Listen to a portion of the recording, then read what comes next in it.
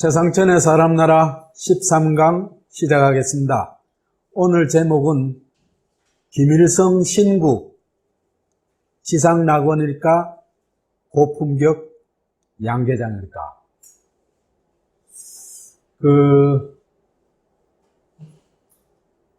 오늘 제가 여기 강의하러 나온다니까 한 사람이 제발 조선민주주의 인민공화국을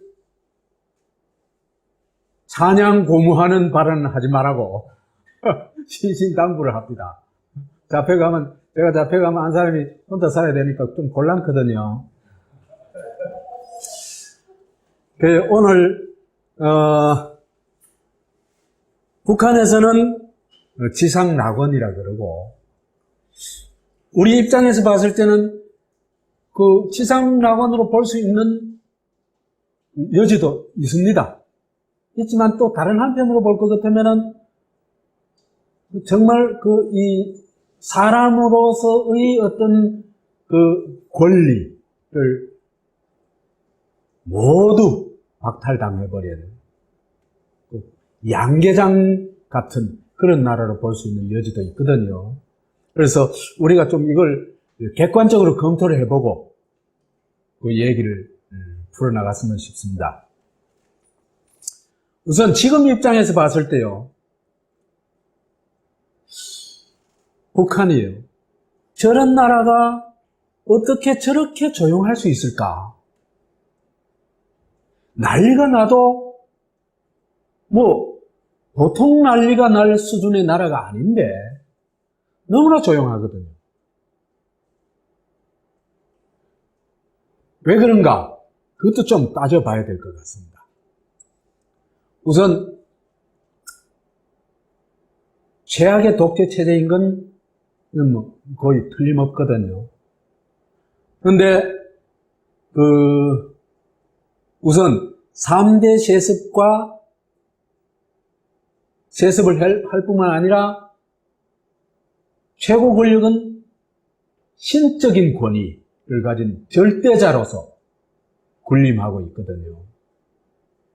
그래서 북한에서 최근에 일어난 일들을 볼 것 같으면 법적 절차고 뭐고 아무 소용이 없는 것 같아요. 김정은의 명령 한마디면 모든 게 그대로 일사천리로 집행되는 것 같아요. 그래서 이거는 소위 도저히 어떤 정상적인 국가라고 보기 어려운 그런 면이 많습니다. 그런데 사실은 우리가 좀 벗어났다고는 하지만은 남한도 사실은 DNA가 99.99% 일치하고 있어요. 한국이 3대 세습을 안 하고 있는 영역 꼽아보세요. 북한은 어떤 면에서는 북한도 이제 세습하는 게 있지만은 북한의 핵심은 최고 권력이 절대 세습되는 거 아닙니까? 그런데 한국은요, 거의 모든 영역이 세습되고 있어요. 요즘요, 텔레비전을 참 보기 싫어요. 연예인들도 새끼들 들고 나와가지고 지금 세습 연습하고 있대, 지금. 또 거기에 어디든지 끼워보려고 굉장히 노력들을 하는 것 같아요. 그것뿐만 아니고 법조계도 서울에 이제 서울대, 연고대 이런 데 법조계는 거의 법조계 출신들의 자식들이 많이 차지하고 있는 모양이에요. 그 다음에 경북대학교 법률의과대학원 얘기를 들어보니까 의사 자식들이 그렇게 많대요.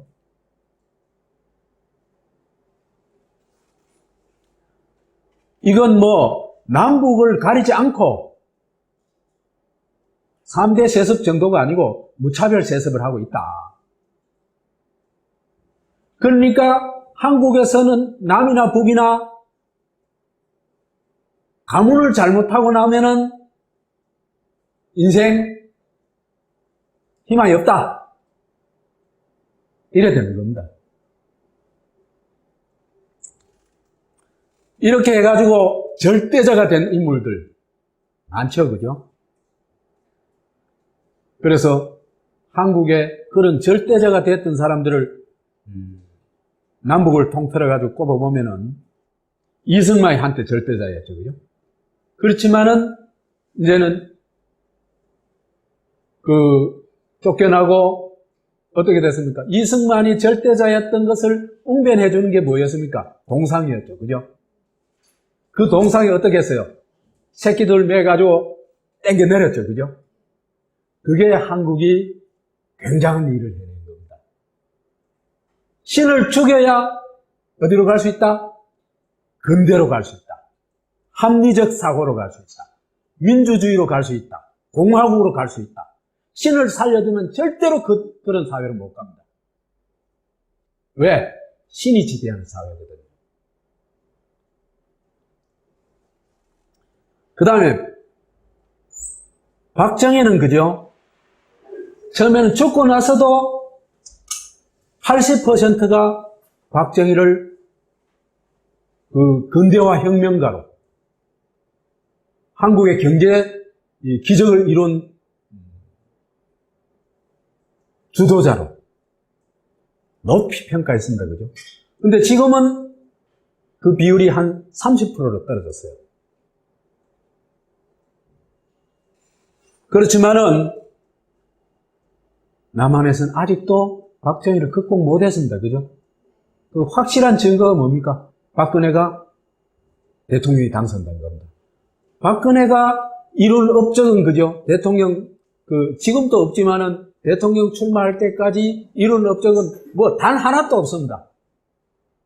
딱 한 가지 억지로 꼽자면 했는 게 뭡니까? 아버지 사진 들고 다니면서 선거에서 이긴 겁니다. 그죠? 그 이외에는 박근혜가 한 업적은 아무것도 없습니다. 있으면 한번 대보십시오. 전두환이도 한때는 신적인 존재였습니다. 그죠? 그 다음 대구 사람들은 그죠? 전두환 시대에 살기 좋았다는 얘기를 막 입만 열만 그래 얘기를 했어요. 근데 이게 이 신적인 존재에서 신화가 무너진 게 언제부터입니까? 네? 쿠데타 일으킨 거 그 처벌받고 감옥 가고 그것 때문이 아니에요.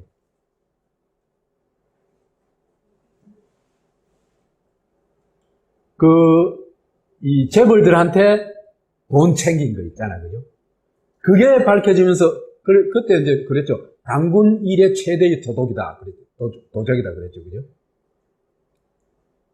그때부터 이제 신적인 지위가 무너집니다. 이건희는 지금 3대 세습 중이죠. 그죠? 그 다음 방상호이는 조선일보. 이미 3대 세습을 완료했죠. 그 다음 조용기 이 목사 있죠. 그죠? 매독 목사. 여기는 이제 요즘 온갖 여하튼 돈 횡령해면 다 들통났죠. 그죠? 그렇지만 아직도 여기 신적인 존재로 모시고 있는 사람 그 신도 중에 한 반은 됩니다. 그리고 또 2대 세습 했죠. 그죠? 그 다음에 김일성은 아직도 생생하게 신으로 살아있고, 그죠? 3대 세습도 성공했고, 그렇습니다. 이 신들을, 그죠? 우리가 다 죽여야 진짜 대한민국이 되고, 그죠? 진짜 조선민주주의 인민공화국이 됩니다. 이들이 신인하는 절대로 그런 나라가 될 수가 없습니다. 그래서 남북은 신의 나라라고 볼 수 있는데 다만 일신교와 다신교의 차이다. 북한에는 그죠? 하나의 신만이 존재하고 다른 신은 존재할 수가 없죠. 왜 그렇게? 공산국가이기 때문에 그렇습니다. 우리나라는 시장경제체제죠. 그죠? 그렇죠? 그러니까 하나의 신만이 존재하는 그건 불가능합니다. 그러니까 각 영역의 이제 신적인 존재가 뭡니까? 사실은 독점한 존재죠. 그죠? 그렇죠? 독점한 존재가 각 영역에 다 있습니다. 집에도 있죠. 무너지고 있지만은 집에도 가부장이죠. 그죠?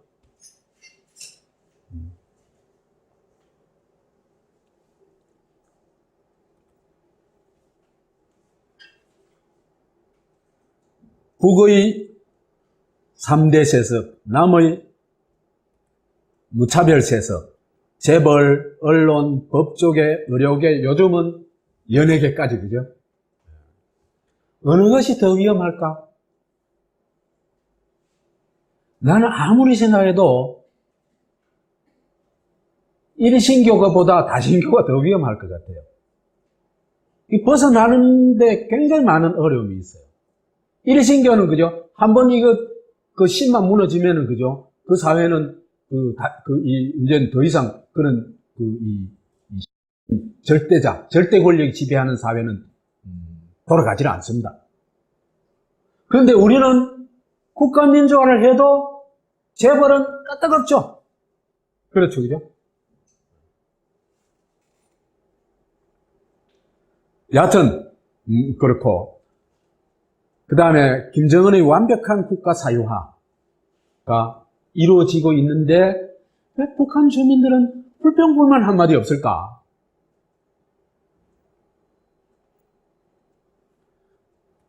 그 다음에, 최악의 경제 상황 아닙니까? 북한. 이제 최악은 겨우 면했다고 하지만, 굶어 죽던 시절은 좀 면했죠, 그죠?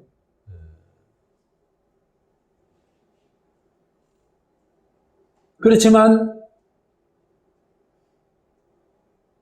북한의 경제 상황을 딱 보여주는 게 이겁니다. 남한의 청소년 신장이, 그죠? 남한보다 한 15cm 이상 작아요.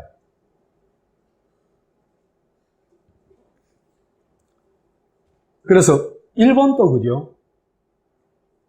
그 소위 종전 후에, 전쟁이 패배하고 난 다음에, 이 학생들, 초등학생, 중학생들 신장이, 그죠?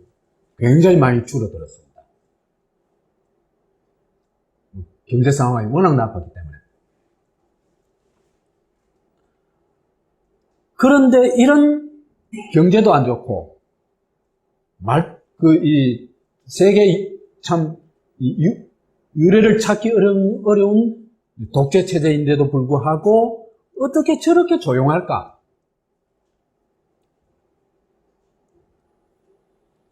조용한 건, 둘째 치고, 조용한 걸 넘어서 가지고 최고 존엄을 옹리하겠다고, 그죠? 시위를 벌리고 하죠.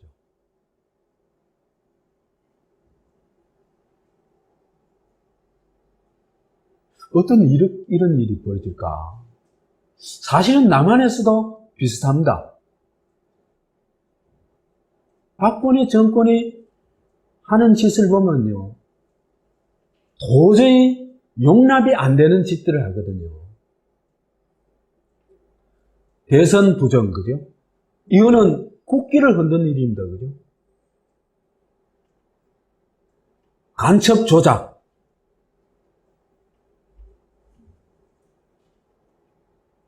그 다음에 세월호 사건, 처리. 메르스 처리. 볼 것 같으면 참 무능하기 짝이 없거든요. 위기도 아닌 걸 위기로 만들어내요. 그런데도 한국인의 30%는 최고 존엄에 대한 절대적 지지를, 그죠? 보내고 있죠. 말하자면, 북한에는 한 99%가 절대 존엄을 지지한다고 할 것 같으면, 남한은 한 30% 정도는 절대 존엄을 지지하고 있다. 그런 면에서는 남한은 민주화가 많이 됐다. 이렇게 얘기할 수도 있습니다.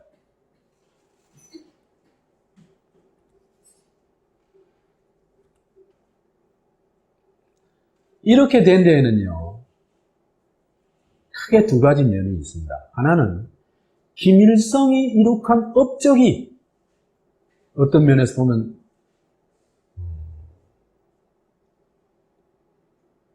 굉장한 그런 면이 있습니다.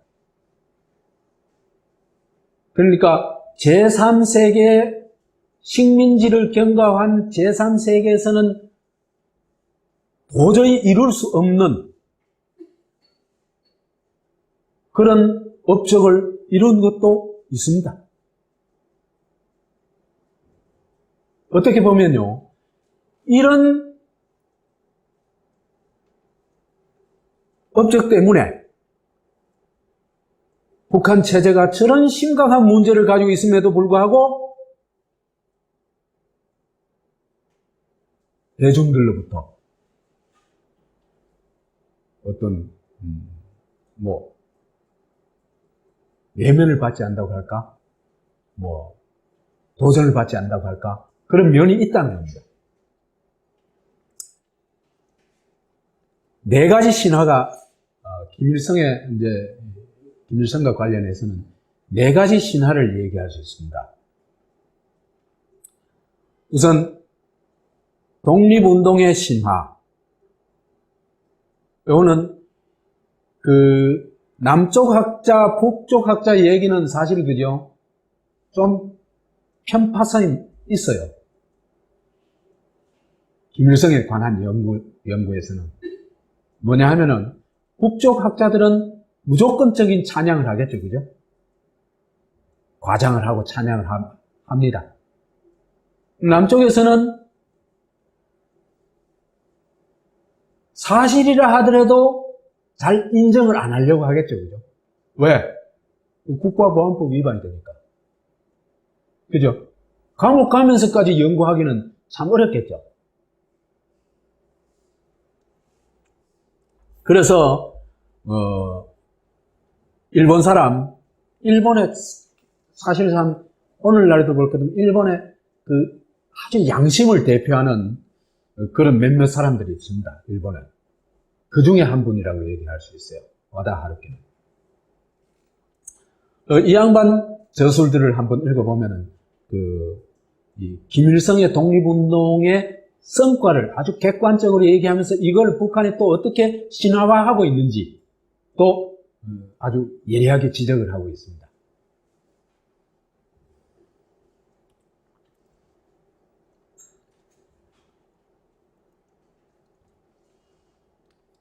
어릴 때부터 독립운동을 하고 그 다음에 청년 지도자로 활동한 건 확실합니다. 그럼 17살 때부터 감옥을 가고 17살 때 감옥을 가고 그 독립운동을 일찍 한 사람들도 이런 나이에 독립운동 한 사람은 거의 없어요. 이건 김일성이 특별한 어떤 점이라고 얘기할 수 있습니다. 그 다음에 이 무장투쟁에 있어서의 김일성의 리더십은 확실히 탁월해요.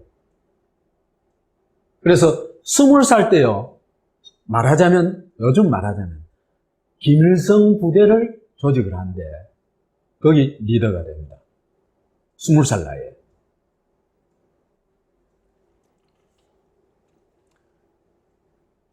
그 다음에 독립운동 과정에서 그죠, 소위 조국 진공 전투를 벌린 경우는 딱 한 차례뿐입니다.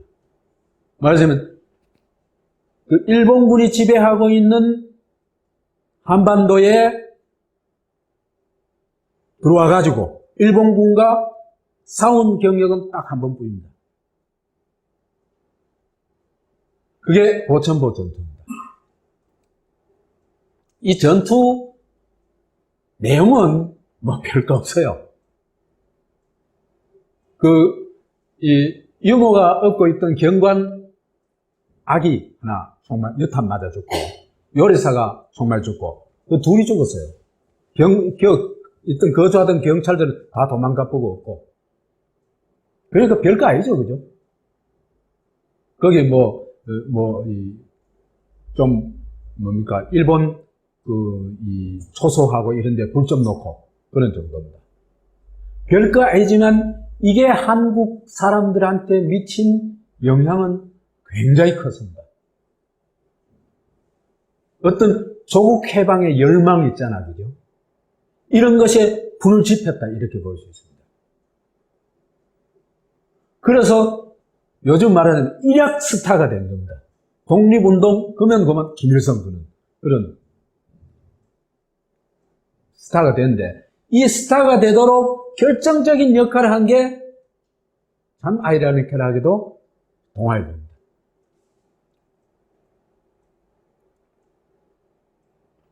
그 다음에 또 하나 중요한 업적으로서는 마에다 중대란 토벌군 있죠, 그죠? 만주 토벌군과 마주쳐가지고 마에다 중대를 섬멸을 합니다. 140명 중에 120명을 사살합니다. 이것도 독립운동에서의 굉장히 큰 승리라고 얘기할 수 있습니다. 왜 그러냐면요, 1940년대 들어가면 이미 독립운동 거의 끝났을 상태입니다. 그 다음에 소련으로 돼가지고 88여단을 구성하죠, 그죠? 이 88여단에서 소위 한국에 들어갈 군대를 조직하는데 이 조선공작단을 조직합니다. 이 조선공작단의 단장을 맡는데요. 그때 조선 군인들이 88여단의 간부들이 말하자면 김일성을 추천합니다.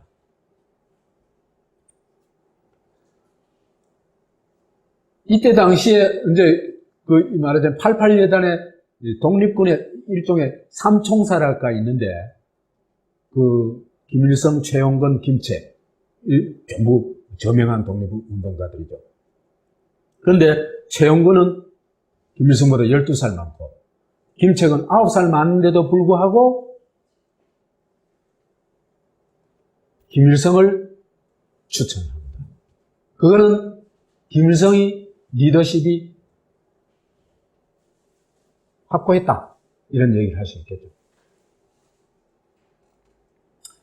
여기까지는 확실히 김일성이 독립운동에서의 신화를 가진 유일한 인물이라는 걸 인정할 수 있을 정도로 독립운동사에서 아주 중요한 역할을 합니다. 그렇지만은 이 북한에 가면요, 이게 과장 날조돼 가지고 말하자면 사실대로 설명하지 않고 신화화하게 됩니다. 신화화하는 건 수도 없이 많지만은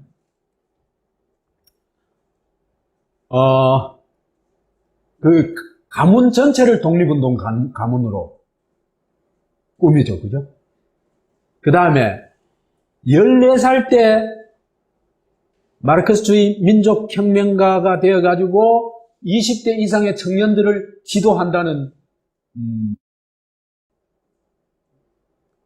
지도하게 되는 그런 신화를 만들어내는데, 그 타도 제국주의 동맹이라는 것입니다. 타도 제국주의 동맹이라는 것을 만들어가지고 14살의 청년이 14살 소년이 20대 청년들을 지도했다, 이런 얘기입니다. 이런 식으로 말하자면 뻥튀기 한 게 굉장히 많습니다. 거의 모든 독립운동을 다 그렇게 뻥튀기 했다고 보면 됩니다. 그 조국 광복회도 그렇고, 그 다음에 보천보 전투에서도, 그죠? 이 책을 보면요, 어떤 뻥을 쳐놔놨냐 하면은, 일본군을 무찌르고, 그 다음에 그때 당시에 조선 인민들 앞에서 연설하는 그런 장면까지 나옵니다. 말도 안 되는 장면이거든요. 여하튼, 이런 여러 가지 이제 이 신화화 작업을 하게 되면서 이제 이 독립운동이 엄청나게 왜곡되게 된다. 그러니까 소련군과 관련된 소련군의 1939년부터 소련군에 들어가게 되죠, 그죠?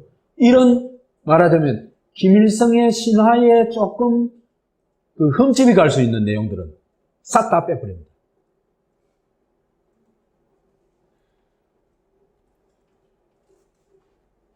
그래서 북한의 현대사뿐만 아니라 한국 현대사, 그죠? 한국 현대사가 읽어보면요, 김일성 가문사, 김일성 개인사로 왜곡되어 있습니다. 북한에서 간행한 조선전사라는 33권짜리 책이 있습니다. 그 책이 반이 김일성 관련 얘기입니다. 한국사 전체의 반이 김일성 관련이고, 앞에 전건대 부분도, 그죠? 전부 김일성 교시에 의해서 설명이 되고 있어요.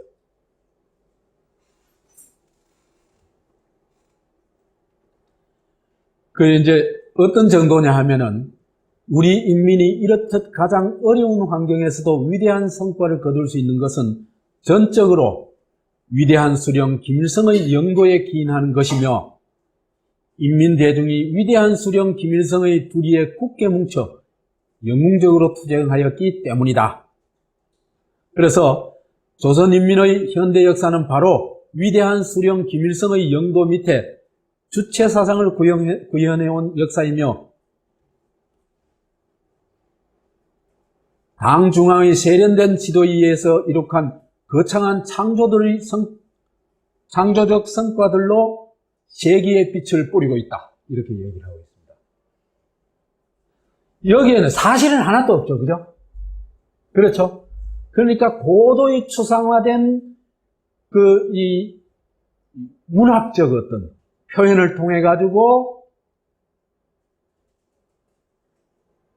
환각적인 어떤 세뇌를 하고 있죠.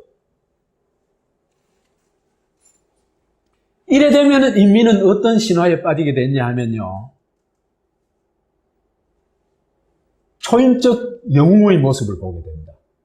그래서 솔방울로 수류탄을 만들고 모래로 밥을 짓고 축지법을 쓰고, 우리 어릴 때, 그죠? 동네 일꾼들이 사랑바 모여가지고 하던 얘기 수준이에요. 딱 그 수준이에요.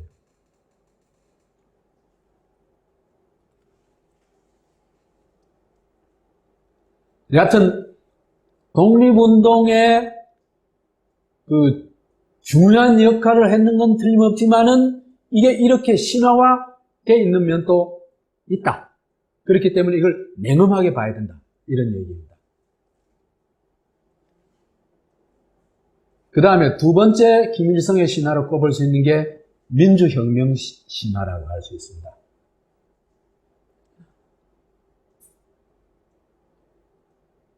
이제 민주혁명 신화에 좀 생략해버리고,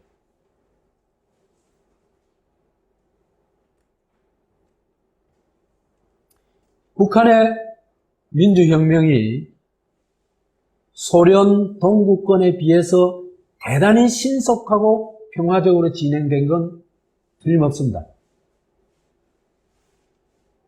아무리 작은 나라랬지만, 그죠? 단 20일 만에 토지 개혁을 단행한다는 게 그게 정말 놀라운 일이죠, 그죠? 그 다음에 주요 산업의 국유화도 단시간에 이룹니다.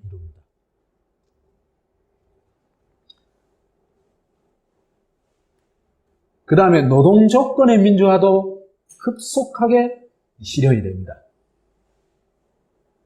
북조선 노동자 사무원에 대한 노동법령을 볼 것 같으면요. 8시간 노동제, 동일노동 동일임금제, 2주 내지 4주 정기 유급휴가, 77일 산전 산후 휴가, 소년노동 금지, 사회보험과 건강보험제. 오늘날 우리나라도 실현 못하는 것들이죠. 그죠? 아닙니까? 우리나라 이거 됐어요.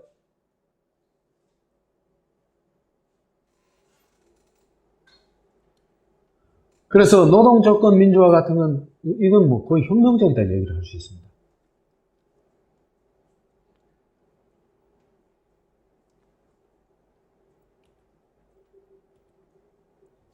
그 다음 남녀평등. 이런 것들이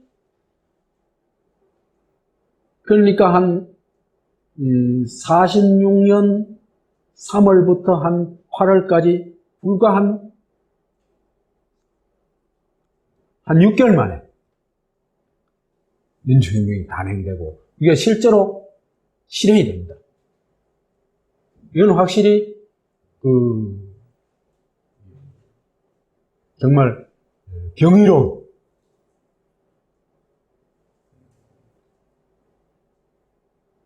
면이 많이 있습니다. 근데 이런 게 그죠? 어떻게 가능했을까? 예를 들면 그죠? 토지개혁 같은 거 그죠?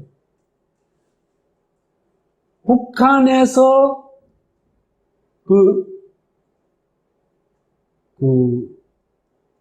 공산당은 물론이고 북한 지도부에서 전혀 논의도 안 됐어요. 근데 어떻게 토지개혁이 가능했느냐?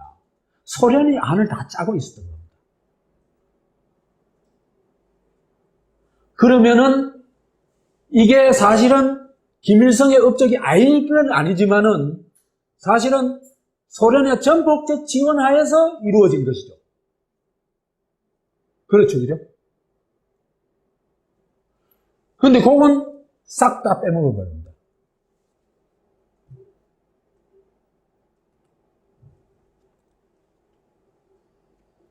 그 다음에 조선의 이제 개혁 중에 이제 결정적으로 중요한 게 토지 개혁인데 이 토지 개혁을 어떻게 평가할 것인가 하는 것도 좀 깊이 생각을 해봐야 됩니다.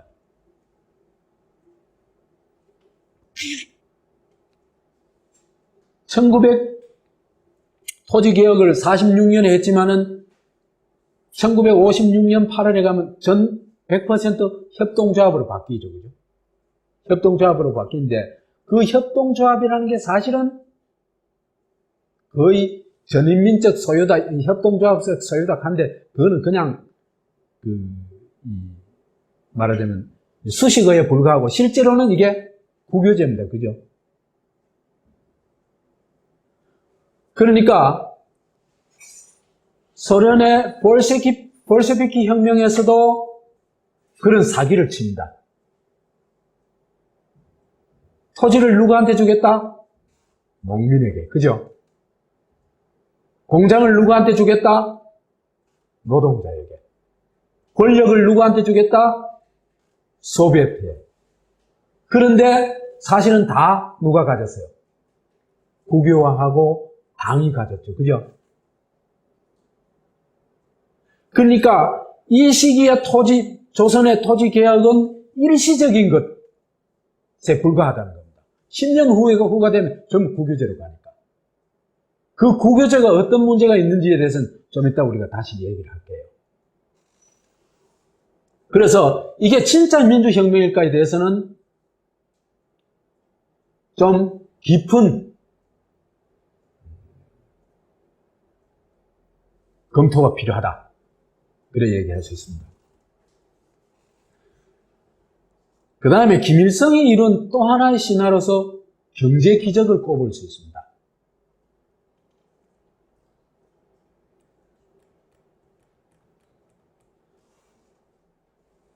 북한의 경제 기적은요, 이것도 참 놀라운 면이 있습니다. 1945년에서 1960년까지는 북한의 경제가 여튼 급성장하는 시기였다고 얘기할 수 있습니다. 북한에서 이제 나온 걸 이제 지금 자료를 가지고 얘기하는 겁니다. 그리고 이거에 대해서는 대부분 외국에서도 인정을 합니다. 북한이 굉장한 경제 성장을 이뤘다는 것에 대해서는 인정을 합니다. 이 시기에. 1947년에서 49년 사이에요. 공업 생산이 연평균 49.9%, 1949년에는 55% 성장합니다. 어떻게 이게 가능할까? 일단 가능한 이유를 설명해 드릴게요. 그죠? 54년에 56년에는 41.7%. 이게 전쟁 이후죠. 그죠? 한국전 이후죠. 그러니까 한국전쟁 때 미군들이 북한을 석기시대로 만들었다고 장담했죠. 100년 안에는 못 일어날 것이라고 장담을 했죠. 그렇죠. 그죠? 그런데 그걸 뚫고 이런 고도성장, 41.7%는 고도성장을 이룹니다.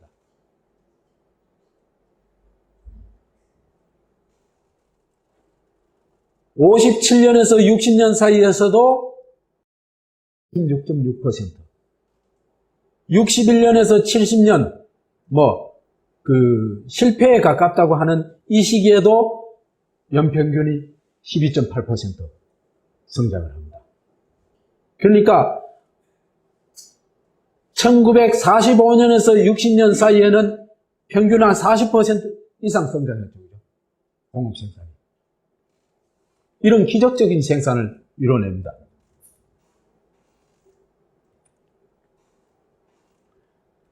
이게 얼마나 기적적인가를 좀 설명을 하자면 다른 나라하고 비교해보면 알겠죠. 그죠? 같은 시기 다른 사회주의 국가하고 비교해보면요.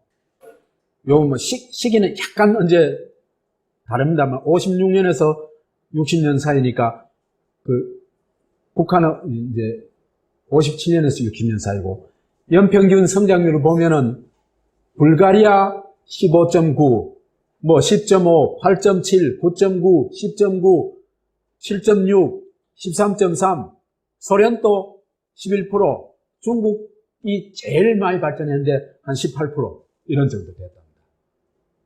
이런 정도인데 북한은 이 시기에 36.6% 공업 생산 발전을 이룹니다. 그러니까 북한이 이룬 거는 다른 나라와 비교해도 거의 기적에 가깝다. 이래 얘기를 할 수 있겠죠. 그죠?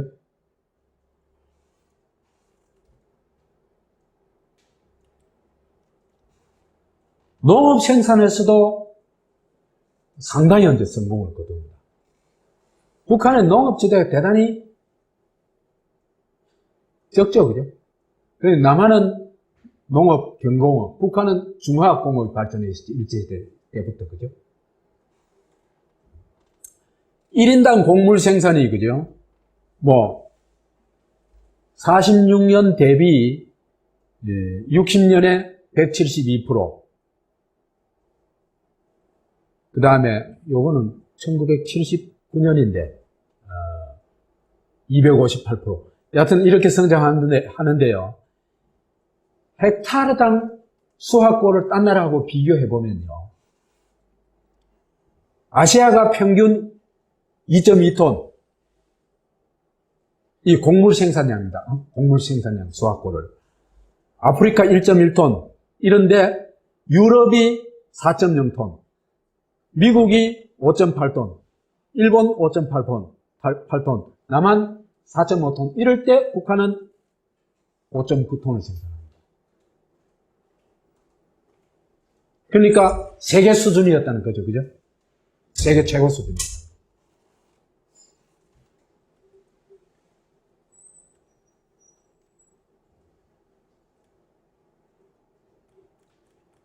그런데 이걸 북한은 김일성의 위대한 리더십 때문이라고 얘기를 하는데 사실은 그게 아니다 이 얘기입니다. 무슨 얘기냐면요. 소련 등 사회주의권 국가에서 왜 그러냐면 이게 이 한반도가 그죠? 말하자면 체제 경쟁의 최첨단 지역 아닙니까? 그죠? 그렇죠? 남북 그죠? 공산주의 이 반공주의 그죠?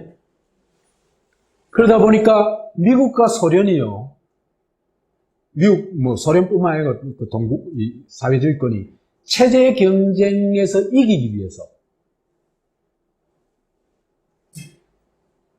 굉장한 지원을 합니다. 한국은 미국의 최대 원조국이었고, 북한은 사회주의권의 최대 원조 대상국이었습니다. 그래서 사회주의권 국가에 자금과 기술이 들어와가지고 이 경제 기적을 이루거든요. 그렇다고 북한 주민 노력 안 했다는 얘기는 아닙니다. 46년부터 50년 사이의 대북 원조를 보면요. 북한에 5억 4,600만 달러가 들어갑니다. 그 시기에 남한에는 6억 8,400만 달러 남짓이 들어옵니다. 큰 차이 없죠, 그죠? 그렇죠? 그런데 인구수는 북한의 반밖에 안 되죠. 그러면 실제로는 북한에 더 많은 원조가 들어간 셈이죠, 그죠? 그 사회주의권의 대북 원조가, 무상 원조가 소련만 한 게 아니고 총 87억 9,300만 루블. 소련이 요만큼, 중국이 요만큼 지원을 해줍니다. 그 다음에 차관도 그죠? 83억 6,300만 불, 6,300만 루블. 그래서 이렇게 볼 때 사회주의권의 대북 원조는 미국의 대남 원조에 결코 뒤지지 않는다.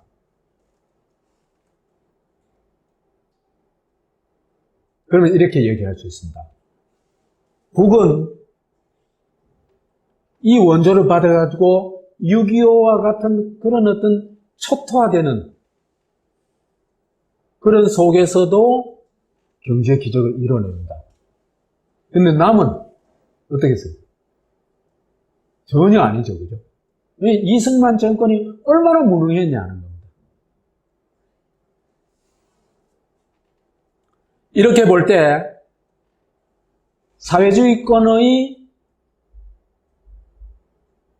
지원이 있다고 하더라도 있었긴 했지만은 그렇더라도 김일성의 경제 제거는 히틀러, 스탈린과 비교될 정도입니다. 히틀러, 스탈린 나중에 우리 박정희 얘기할 때 히틀러, 스탈린이 얼마나 어마어마한 경제 성장을 이뤘는지 그때 얘기를 할게요. 그러니까 박정희 시대의 경제 성장은 압도하고는 남습니다. 박정희 시대 경제 성장이 연평균 몇 프로입니까?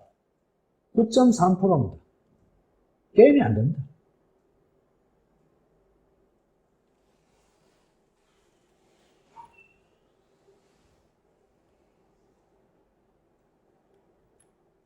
그래서 1950년대 한 60년까지 획기적인 경제 성장을 이루었기 때문에 남북 경제가 역전되는 것은 1970년대 중반 가서입니다. 한 15년 동안 지지부진해도 견뎌낼 수 있는 겁니다. 그 다음에 김일성 신화로 꼽을 수 있는 네 번째는 사회주의 복지국가를 건설한 겁니다.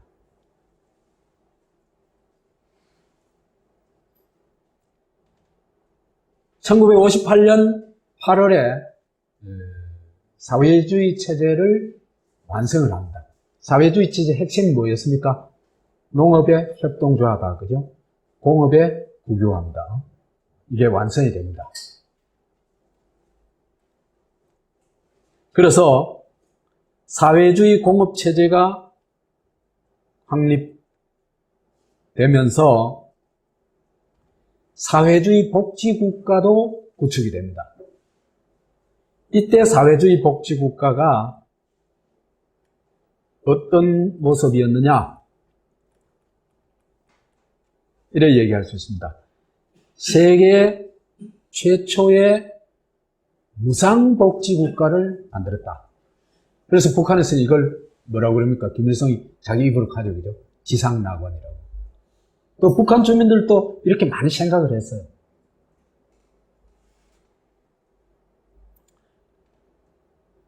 서구에서, 그죠? 복지국가가 된 거는 거의 2차 대전 이후죠, 그죠? 그것도 국민소득이 한 5,000달러 넘어갔습니다. 근데 개인소득 200달러의 국가에서, 그것도 개발도상 국가에서 무상복지국가를 만드는데요. 첫 번째, 제일 첫 번째로 중요한 거는 완전고용입니다. 어떤 일자리든지 여하튼 국가에서 보장해 주는 겁니다. 그 다음에 1952년에 무상의료가 법제화됩니다. 그 다음에 무상보육, 무상교육이 이것도 제도화되죠. 그래서 이 시기에 교육 수준이, 교육이 어떤 정도였냐 하는 걸 남북 비교해 놓은 게 있어요. 1963년, 64년에 북한의 대학생이 21만 4천 명입니다. 고등기술학교가 중등기술학교 있고 고등기술학교가 있어요. 이거는 요즘 말로 하면 공고보다 조금 높은 것 같아요. 우리나라 공고보다. 14만 5천 명입니다. 그런데 남한은 1964년에 모든 대학생 수가 11만 명 남짓입니다. 인구는 어디가 많아요? 남한이 꼽이죠, 그죠? 그렇죠? 그러니까 대학 진학률이 남한의 4배라는 것입니다. 북한의 대학 진학률이. 거의 60년대 초반만 해도 이렇게 게임이 안 됐습니다. 그 다음에 문화주택. 거의 무료로 이용할 수 있고. 그래서 이게 이제 아주 이제 정말 또 하나의 놀라운 게 74년에 가서 세금이 전면 폐지됩니다.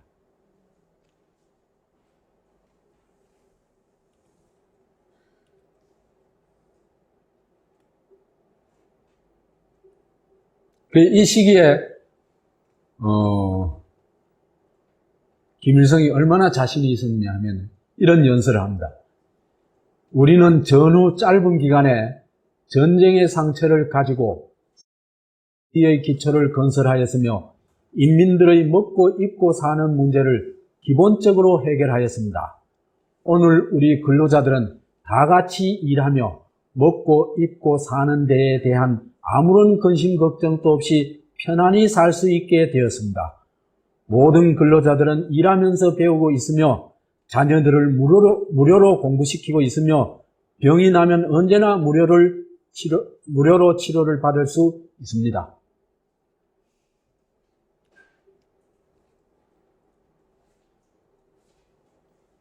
그래서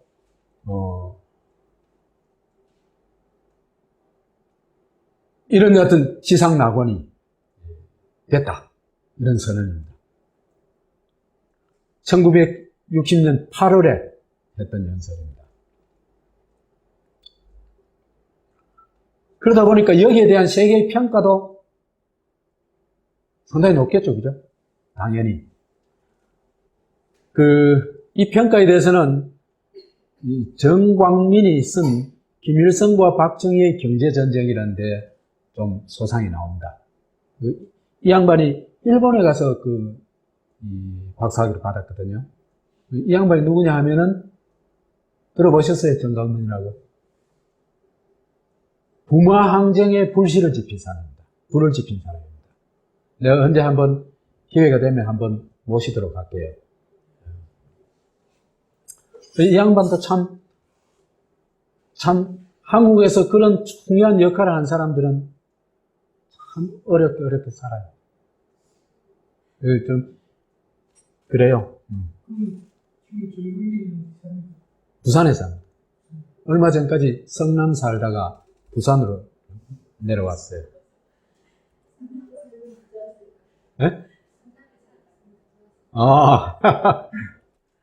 이 부마항쟁 기념 사업 때문에 이 양반이 어쩔 수 없이 자기가 맡아야 될 일이 있잖아요. 역할이 있잖아요. 그죠? 어쩔 수 없이 내려왔어요. 1960년대 전후에 일본에서는 북한 방문기, 지상낙원 찬미론이 일대 선풍을 이룹니다. 대표적인 거 꼽아볼게요. 이와모토 노부유키라는 자민당 의원이 있어요. 이 사람이 1960년도에 북한을 갔다 와가지고 방문기를 씁니다. 발표를 합니다.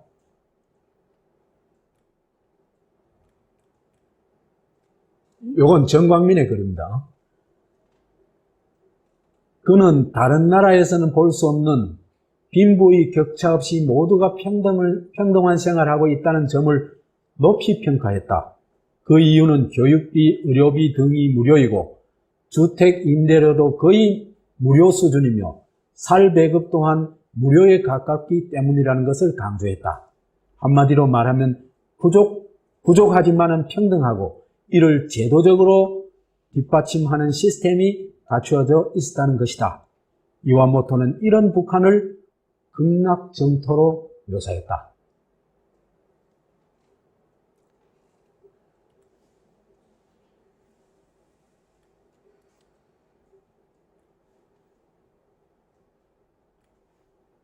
영국의 경제학자 조한 로빈슨이라는 사람도 북한에 갔다 와가지고 책을 내요.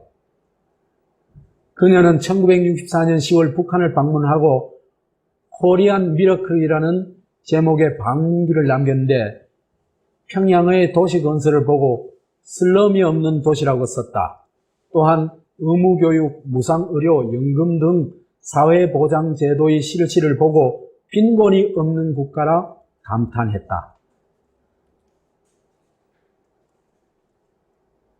그리고 당시 북한이 달성한 경제실적을 조선의 기적, 코리안 미러클이라고까지 불렀다. 이런 정도로 이제 북한이 경제성장과 사회주의 복지 체제는 칭송을 받습니다.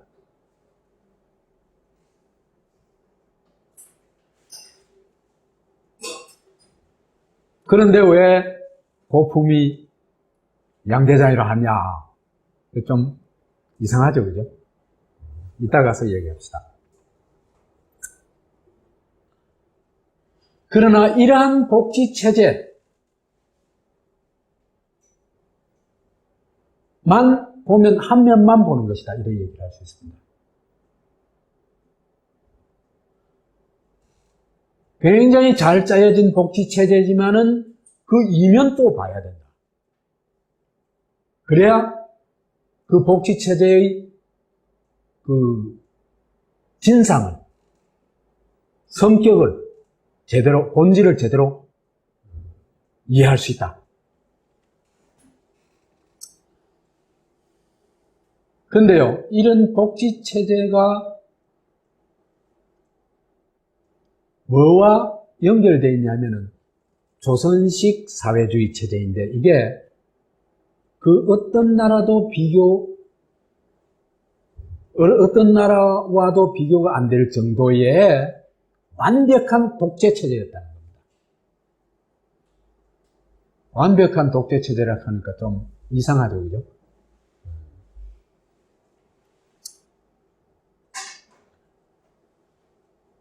이 코뮤니즘과 공산주의가 어떻게 다른지는 사실은 그죠? 이건 정말 한 몇 시간을 할애해가지고 공부를 할 필요가 있어요. 마르크스가 말하는 코뮤니즘이라는 것은 우리 몇 번 얘기했죠, 그죠? 자유인의 공동체라고. 그죠? 절대로 개인을 말살하는 게 아닙니다. 개인을 극한적으로 존중하는 시스템을 추구하는 겁니다. 그죠?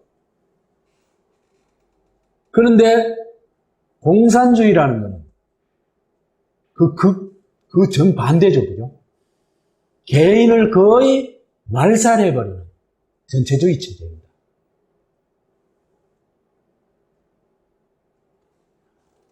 여하튼, 공산주의가 가지고 있는 문제의 핵심이 뭔가? 그 핵심은 토지 국유제와 계획경제입니다.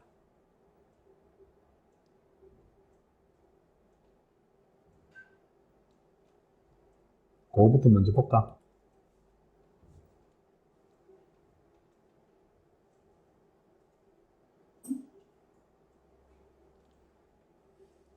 이 국유제 플러스 계획경제가 되면요, 물론 이제 배급제도 따라가겠죠, 그죠?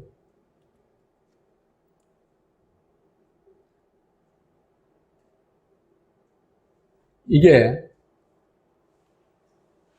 마르크스의 이론을 어떻게 보면 완전히 배반한 시스템이에요.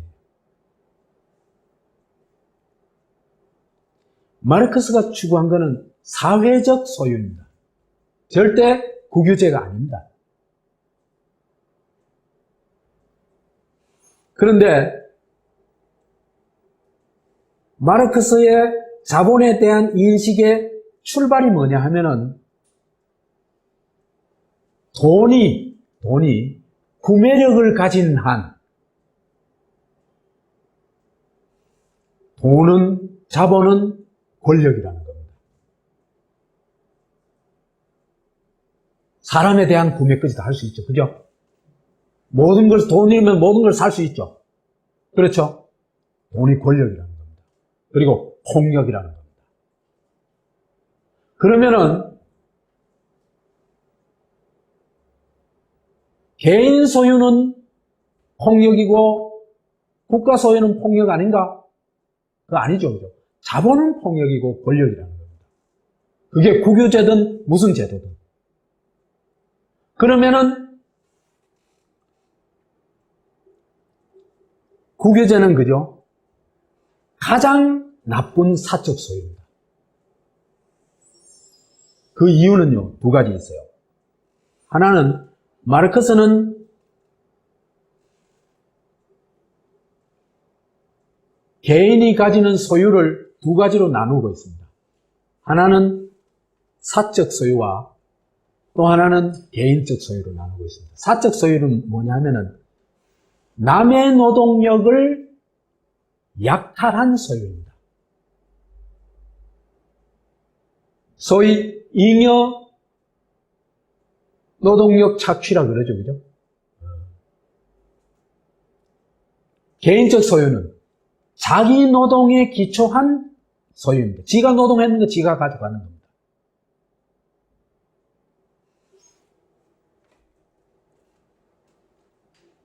그런데 국유제라는 게 뭡니까? 남이 다 나름대로 노력해가지고 일궈놓았는 걸 뭐 하는 거? 강탈하는 거죠, 그죠? 국가가. 그죠? 무차별적으로 강탈하는 거죠. 그렇기 때문에 이거는 가장 악질적인 사적 소유다. 이래 얘기입니다. 국유라고 공적 소유가 아닙니다. 왜? 남이 해놓는 걸 다 빼앗거든요. 그죠? 우리 할배들이, 그죠? 그, 등산에서 밭 일구을 때, 그죠? 얘기를 어릴 때 많이 듣고 자랐거든요. 얼마나 고생했는지.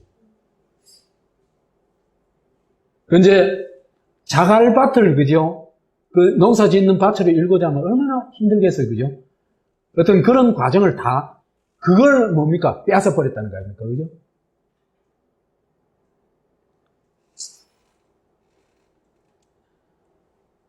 그 다음에, 국유제가 가지고 있는 또 하나의 문제는 뭐냐면, 이게 유일 자본이죠. 그죠?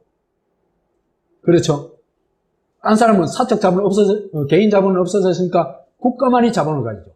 그러니까 국가가 뭐가 되는 겁니까? 유일 자본가가 되는 겁니다. 그죠? 유일 자본가가 되면은 개인적 자본가보다 힘이 훨씬 강하겠죠. 그죠? 대항할 힘이 없죠. 그렇죠?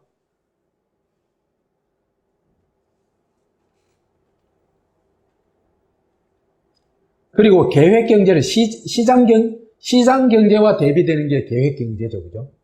그렇죠. 그죠? 시장경제는 각 주체들이 나름대로 시장에 어떤 전략을 가지고 사고 팔고 하죠. 그죠?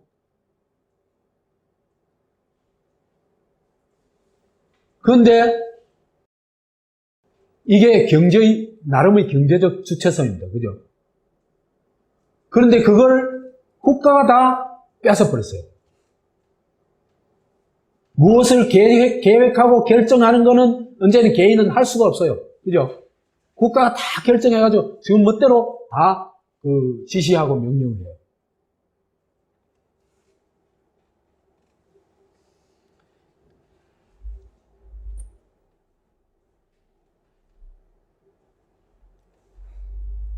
이래 되면 어떻게 되겠어요? 대항할 힘이 전혀 없겠죠. 어디에서도. 그죠? 그래 되면은 국가는 누구 것이 되겠어요? 국유제가 되면 공산당의 것이 되어버립니다. 그죠?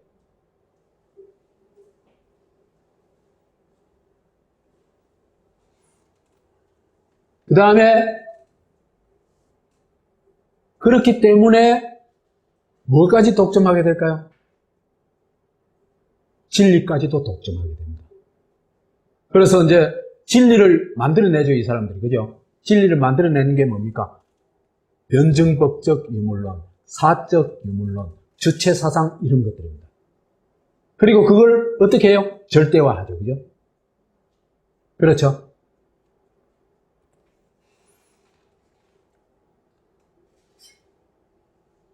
그래서 이제는 그죠? 우리가 권력을 만드는 세 가지 얘기를 했었죠. 그죠? 하나는 진리를 독점하는 거. 그죠? 또 하나는 폭력을 독점하는 거. 또 하나는 돈을 독점하는 거. 이거 얘기했었죠. 그죠? 근데 여기서는 세 가지 다 독점했죠. 그렇죠? 그러면 이거는 어떤 개인도 그죠? 여기서 객소리도 못 합니다. 객소리 해봐야 그냥 목 날려도 아무도 관심 안 가집니다. 왜? 지도 죽기 때문에.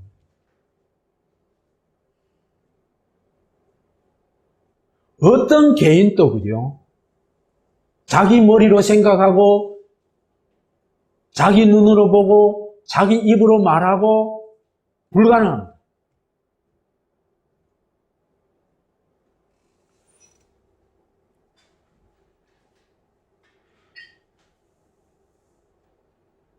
이 세 가지를 독점함으로 해서 이제는 당연히 일당 독재가 되겠죠. 그죠? 일당 독재가 되고 난 다음에 인민 주권을 박탈하는 건 식은 죽 묶이겠죠. 그렇죠. 그죠? 그리고 당연히 전체주의로 갑니다. 이 전체주의로 가는 코스를 보면요. 처음부터 그래요.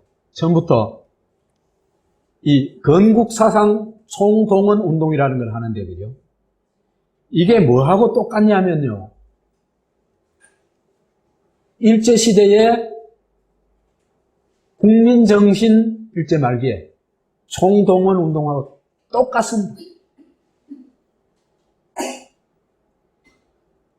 핵심이 뭡니까? 충분 애국 정신을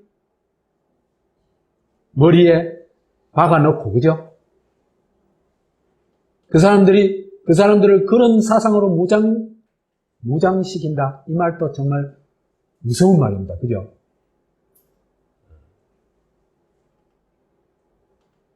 그래서 이렇게 세뇌가 되고 나면은, 그 다음에 국가에서 마음대로 부리는 거는 뭐 일이 아니겠죠. 그죠?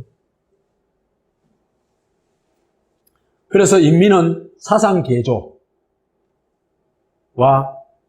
동원의 대상이 됩니다.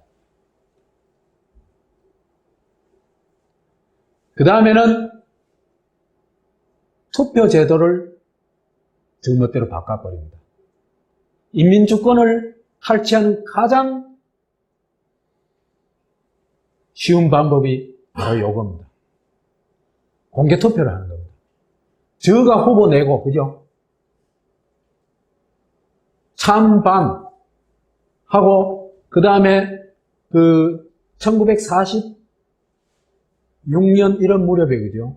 북한에서 공개 투표를 할 때 투표 안 했는 사람들이 총살당했다는 증언들이 많아요. 그러니까 그런 시스템 하에서 못 견디니까 1946년에서 그죠? 1950년까지 한국전쟁 일어나기 전까지 있잖아요. 그죠? 북한에서 남쪽으로 내려온 사람이 200만 명입니다.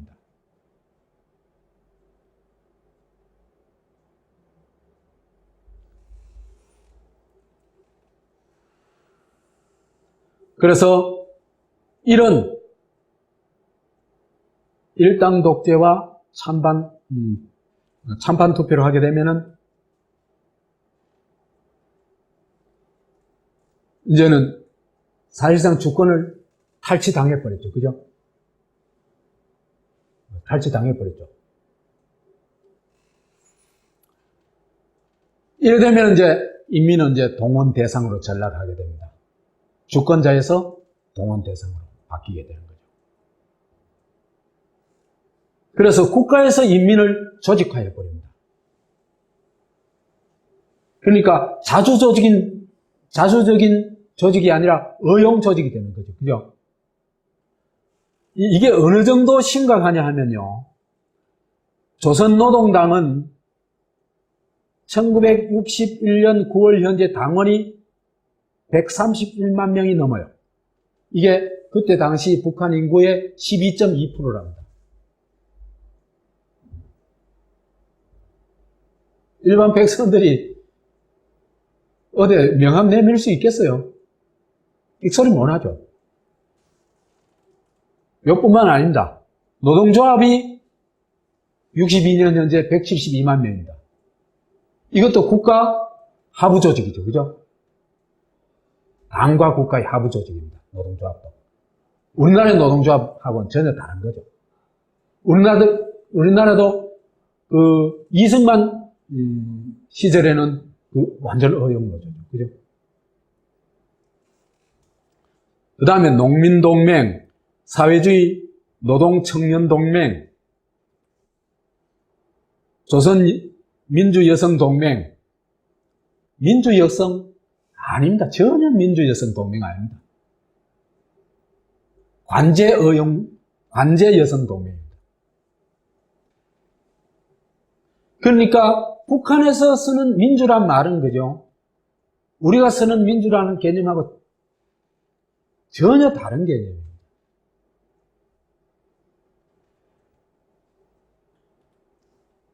소년단, 인민학교 들어가면 소년단에 들어가요. 이래 되면은 전 인민이 국가에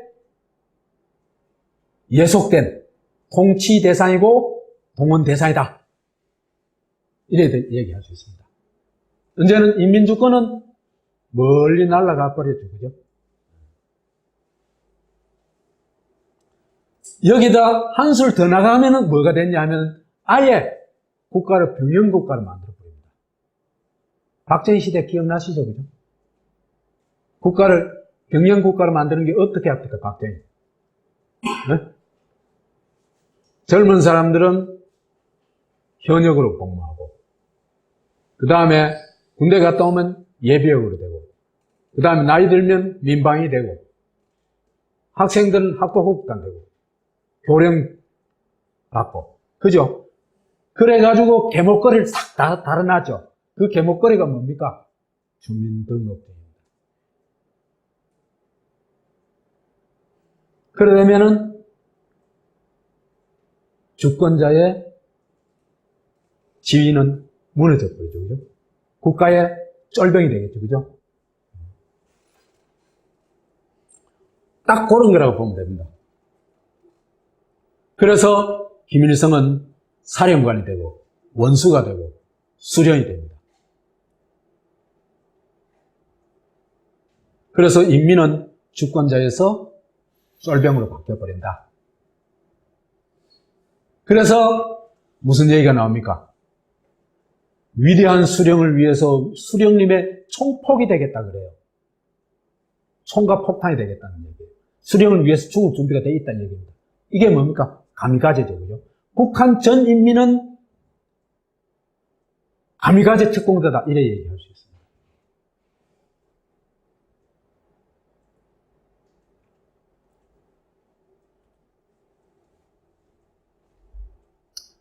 김일성 신국은 1972년도 유일체제로 완성이 됩니다.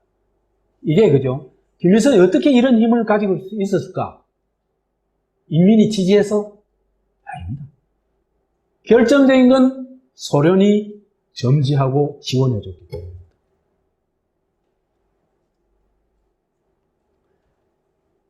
어느 정도 심각한지, 그죠? 그 다음 언제부터 이런 정말 말도 안 되는 일이 일어나는지 한 편의 코미디를 보기로 합시다. 1946년 8월 28일부터 34일에 북조선 공산당하고 신민당의 합당대회가 있어요. 그래가지고 북조선 노동당이 결성이 되는데, 상당히 되는데, 그 위원장에 김두봉이 되고, 부위원장에 김일성이 선출됩니다. 이거 누가 그래 만들었을까요? 네? 소련이 요래, 이제, 꾸며놓은 겁니다. 그런데 김두봉이는 머리가 아주 좋은 사람이에요. 사태가 어떤 사태인지 딱 알아요. 요 외 누구 작품이 다 알아요. 자기를 왜 거기 앉혀놨는지 다 알아요. 그래가지고 어떡하냐? 김두봉이 이 모임 말미해가지고 우리의 지도자 김일성 장군 만세를 외칩니다. 위원장이 부위원장 만세를 불러요.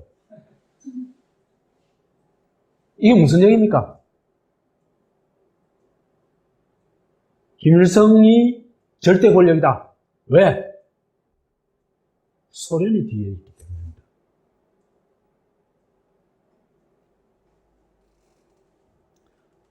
그래서 1946년이면 이미 거의 절대자가 되어 있습니다. 영도자론이 나오는데 이 김창만이라는 사람이 연안파거든요.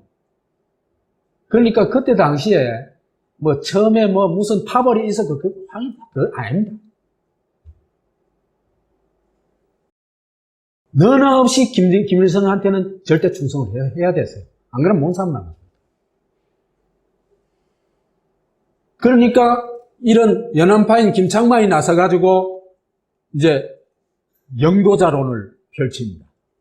그래서 세계 근로대중의 수령인 스탈린, 중국 공산당의 영수인 모택동처럼 조선에도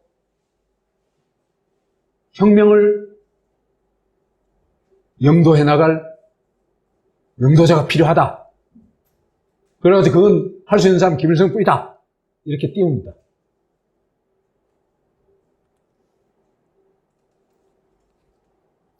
그 다음에 6월 10일에 가면 우리 민족의 위대한 영도자 김일성 장군 만세 이런 구호들이 나오기 시작합니다.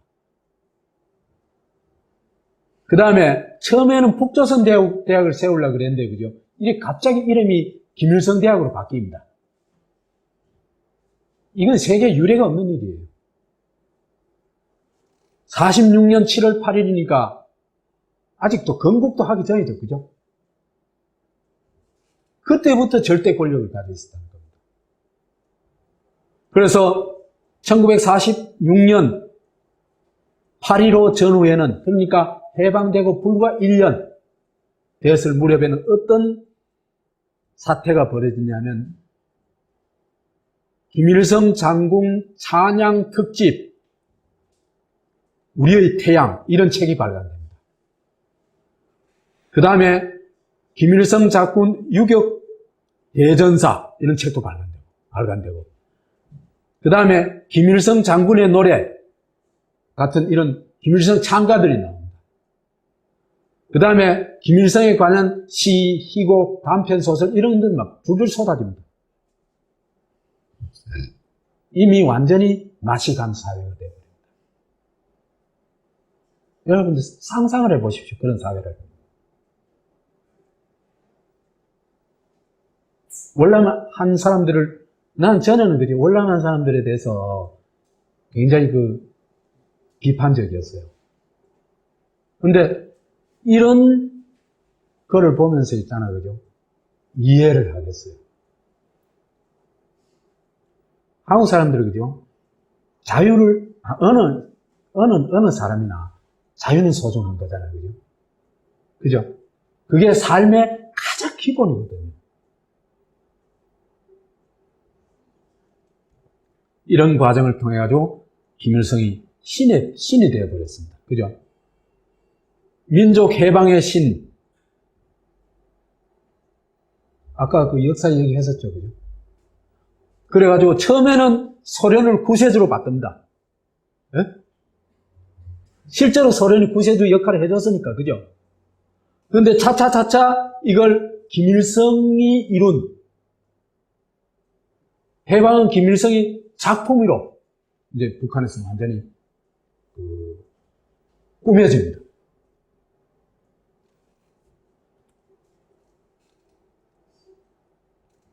그래서 김일성은 국가 위에 가볍게 올라타가지고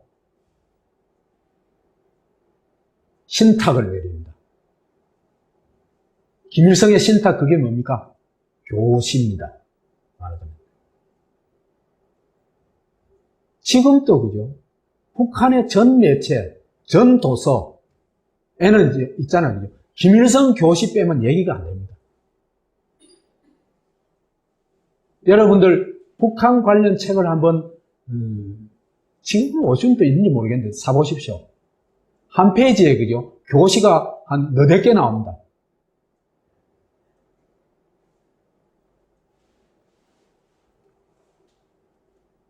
그 다음에 우상화를 넘어가지고 종교화하게 됩니다. 그래서 전국에 동상이 한 10,000개 된다 그러죠. 그죠? 우리나라 교회 수하고 비슷하다 이래 보면 돼요. 그 다음 집집이 사진 걸어놨죠. 그죠? 찬양가 부르죠. 그죠? 학교에서 교육을 하죠.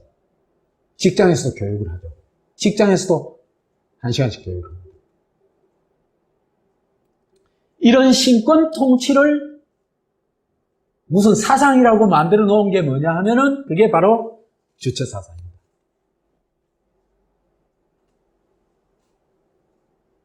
그래서 김일성은 통치자이고 영도자이고 주권자이며 위대한 수령이고 교시를 내리는 사람, 바로 신이다. 나중에 그죠? 이건 이 주체 사상 총서를 제가 좀 읽어봤거든요. 읽어봤는데 그게 무슨 내용들이 있는지 아주 압축적으로 나중에 한번 얘기를 해드릴게요.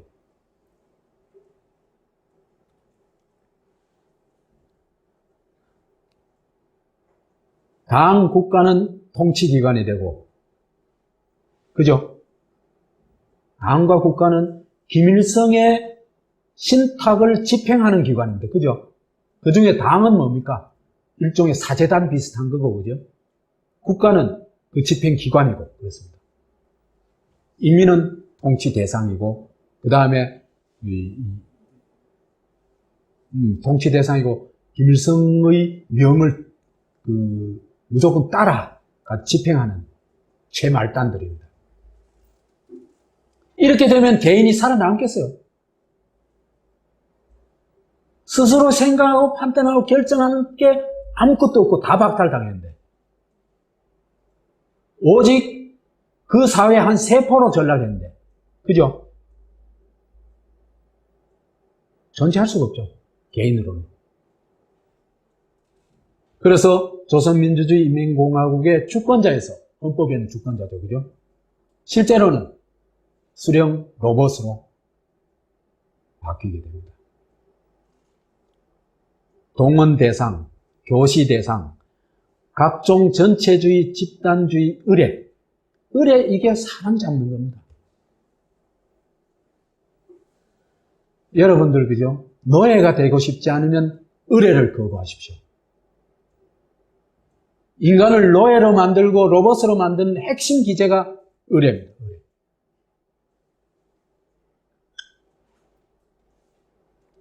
그래서 각종 사람을 로봇으로 만드는 핵심 기제인데, 설교, 주기도문, 우상숭배, 뭡니까? 절에다가 그 부처 입상을, 그죠? 엄청나게 크게 세우는 그것도, 그죠? 바로 그 우상숭배예요. 전혀 돈벌이 겸 우상숭배예요. 그 돈벌이가 제법 돼요.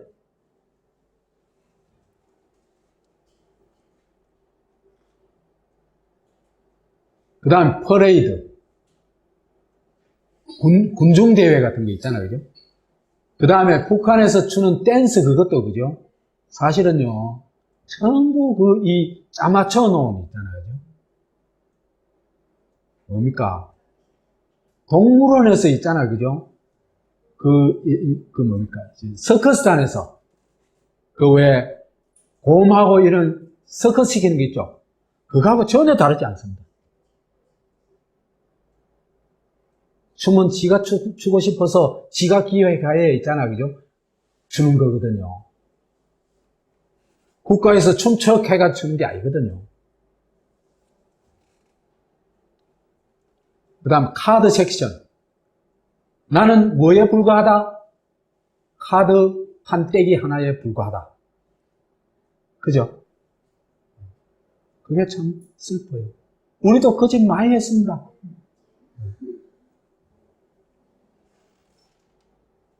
남북이는 별로 안 달라졌어요. 안 달랐어요. 각종 대회, 100만 군중 대회 있잖아요. 그죠?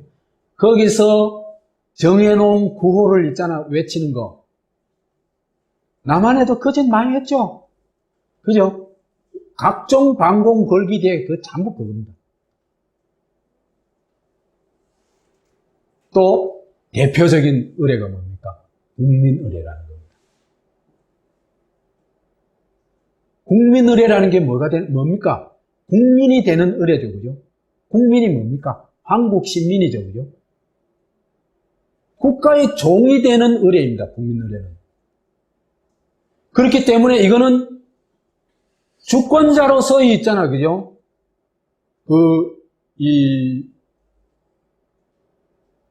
어떤 자유로운 어떤 결정을 할 수 있고 해야 돼요. 국회에 대해서 충성맹세, 국회에 대한 경례, 그거는요, 대통령이 해야 돼요. 공무원이 해야 돼요. 주권자는 하는 거 아니에요.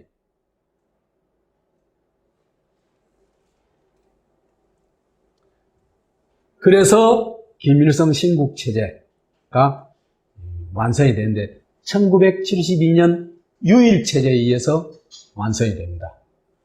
여기에 합의해준 인물이 있죠, 그죠?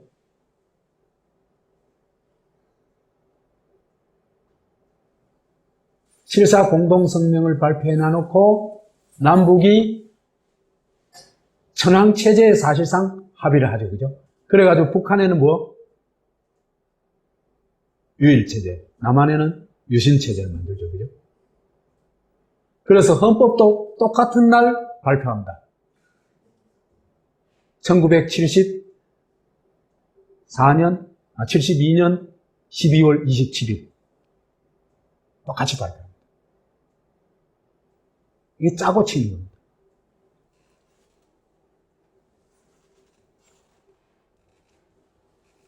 그래서 전체주의가 북한에서는 완성이 됩니다. 어떻게 됐냐? 북한 전체가 하나의 유기체 또는 인체와 비슷해야 됩니다. 그래가지고 수령은 뭡니까? 무엇을 생각하고 결정하고 명령하는 뇌의 역할을 하죠. 뇌수의 역할을 한다 그래요. 수령이.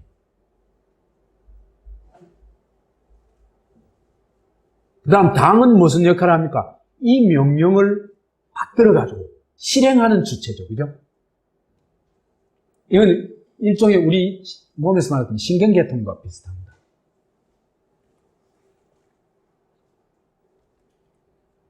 그 다음에 국가는 기관, 위장, 홍파, 이런 거, 법파, 이런 거 있잖아요. 그죠? 각각 기능을 일정하게 맡아가지고 역할을 수행하는 겁니다.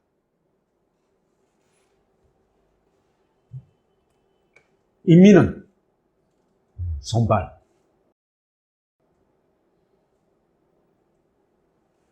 그래서 이런 신국체제가 뭐냐 하면 그게 바로 천황체제입니다. 일본의 천황체제가 그죠? 조선에 와서 드디어 완성됩니다. 그래서 수령은 천황이고 신이고 당은 그 명을 집행하는 사제단이고 국가는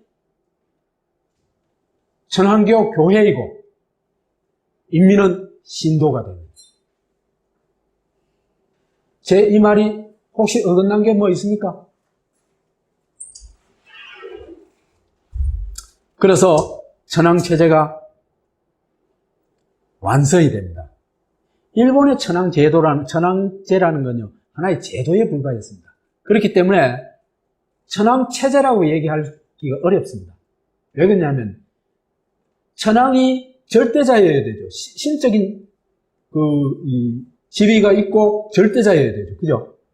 그런데 천황이 절대 권력이 없어요.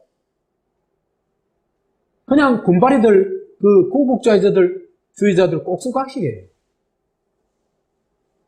그러니까 껍데기만 천황체제지 사실은 아니다 이 얘기입니다. 그죠? 그런데 박정희한테 오면은 이게 한 90% 천황체제가 됩니다. 절대 권력을 가지죠. 그죠? 국가 위에 올라탄 절대 권력을 가집니다. 박정희가. 그래서 국가를 지가 멋대로 조직할 수가 있고 만들 수 있습니다. 그렇지만 아직도 완성된 건 아닙니다. 왜? 신의 지위에 올라가 있는 건 아니에요. 그런데 김일성의 유일체제는요, 완성된 천황체제입니다. 왜? 절대 권력일 뿐만 아니라 아까 쭉 봤죠, 그죠? 김일성이 신의 지위에 올라갔기 때문에.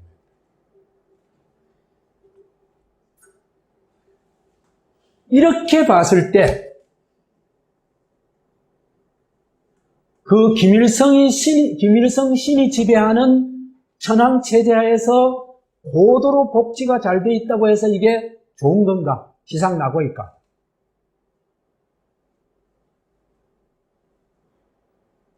아니면은 인민이 인간으로서의 기본적 본질과 인간의 기본적 본질이 뭡니까? 생각하는 능력과 자기 결정권이죠. 그죠? 그것을 다 뺏겨버리고 국가가 주는 집에 들어가가지고 국가가 주는 모이를 먹고 국가가 놓는 마이신을 주사를 맞고. 그러면 그게 행복한 건가? 그게 지상낙원인가? 아니면 이게 양계자인가? 그 판단은 여러분이 하십시오. 그래서 평등 없는 자유주의도 위험하지만은 자유 없는 평등주의는 더 위험하다.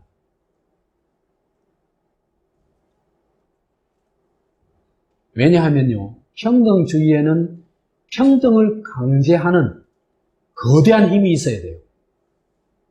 그죠? 거대한 힘이 있어야 돼요. 그 거대한 힘이 사실은 독재자입니다. 그리고 평등을 강제하는 또 조직이 필요하죠. 그죠? 그 조직은 특권층이 됩니다. 이건 거의 모든 사회주의 국가, 공산주의 국가에서 공통된 특성입니다. 그걸 특권층을 러시아에서는 노멘클라투라라 그러죠.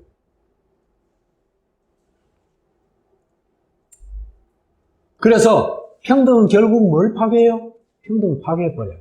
왜? 그냥 절대자 앞에 평등이고 조직 앞의 평등일 뿐이에요. 그죠? 특권층이 있고 절대자가 있는데 그게 어떻게 평등이에요? 아니죠, 그죠? 그래서 인격성 결정권을 박탈당해 버린 그 평등주의는 인간을 짐승, 신도, 로봇으로 만든다.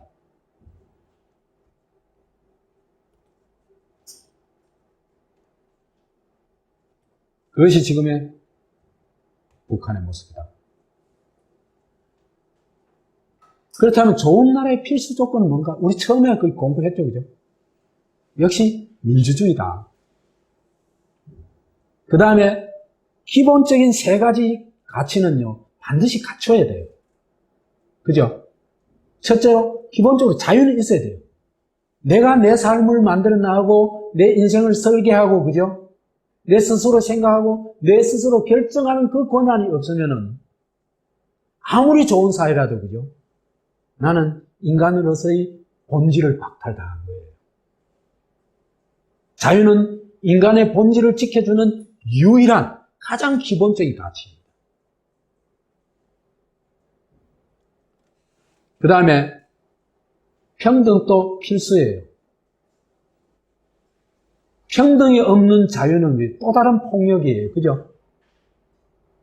한 사람이 모든 걸 가지고 있는데, 그죠? 나는 그 사람의 노예가 될 수밖에 없고 그 사람 폭력에 복종할 수밖에 없어요. 먹고 살기 위해서는. 그죠?